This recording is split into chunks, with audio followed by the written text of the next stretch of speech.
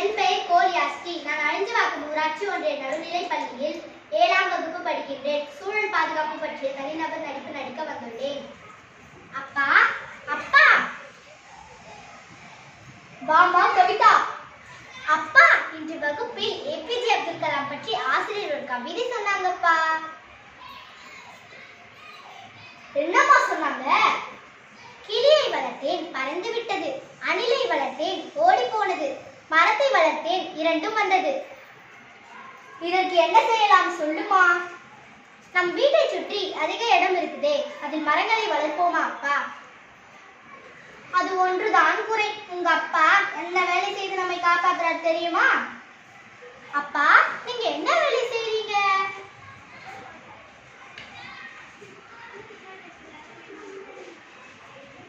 காட்டிற்கு சென்று விறகுகளை வெட்டி அதில் வரும் பணத்தில் தான் நம்மை வாழ வைக்கிறார். அப்படியா அப்பா? சொல்லுங்க, அம்மா சொல்றது உண்மையா? கவிமா, அழாதே. எனக்கு தெரிந்த வேலையை செய்து உங்களை வாழ வைக்கிறேன். எங்கள் ஆசிரியர் மரங்கான வாழ்நாள் துவக்க முதல் இறுதி வரை நம்முடன் வருகிறது என்றார். அது எப்படிமா? நமக்கு தூய்மையான காட்சி தருகிறது, மழை தருகிறது.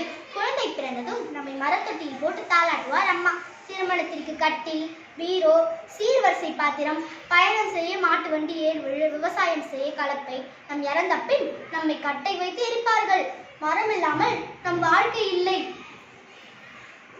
என் தங்கமே, நீ கூறும் பொழுதுதான் எனக்கு விளங்குகின்றது. அப்பா, மரம் வெட்டும் தொழில் நமக்கு வேண்டாம் அப்பா. உங்கள் தலைமுறை முடிந்து விட்டது. என் தலைமுறையில் மிக குறைவான மரங்களே உள்ளது. என் பிள்ளைகள் தலைமுறையில் மரங்களே இருக்காது. காற்றை கூட காசு கொடுத்துதான் வாங்க வேண்டும். கொடுத்து வாங்கும் நிலைக்கு தள்ளப்படுவோம். அதை நினைத்து பாருங்கள் அப்பா. நீரை காசு கொடுத்து வாங்குவோம் என்று நினைத்தோமா? இல்லையே. ஆனால் இப்பொழுது வாங்குகிறோம். அதே போல் மரங்கள் அழிந்து விட்டால் பறவைகள், விலங்குகள் எதுவும் வாழ முடியாது. இவைகள் இல்லை என்றால் நாமும் வாழ முடியாது. என் குழந்தையே, நீ பேச பேச மரங்கள் இல்லா பூமி என் கண் முன் வந்து போகிறது. அதை நினைக்கவே பயமாக உள்ளது. நான் வேலைக்கு செல்கிறேன். அப்பா, நான் இவ்வளவு கூறியும் நீங்கள் மரம் வெட்ட செல்கிறீர்களா? இப்பொழுது காட்சி 2. அப்பா, கவிக்குட்டி, நீ எங்கே இருக்க? நீங்க போனதிலிருந்து கவிக்குட்டி ஒரே அழுதுகிட்டே இருந்தா.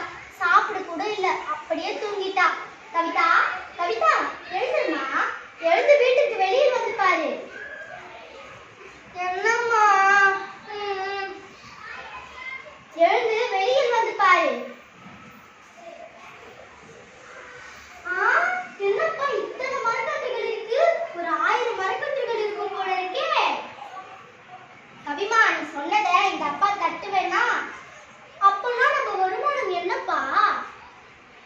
அப்போ அப்பா மரம் வெட்டினேன், இப்ப மரக்கன்றுகளை விற்று அதன் மூலம் உங்களையும் மரத்தையும் வளர்க்கிறேன். சூழல் பாதுகாப்பு குழந்தைகளுக்கு வேண்டும், முக்கியமாய் பெரியவர்களுக்கு. அது ஈடுபட்டால்தான் அது முழுமை பெறும். நன்றி.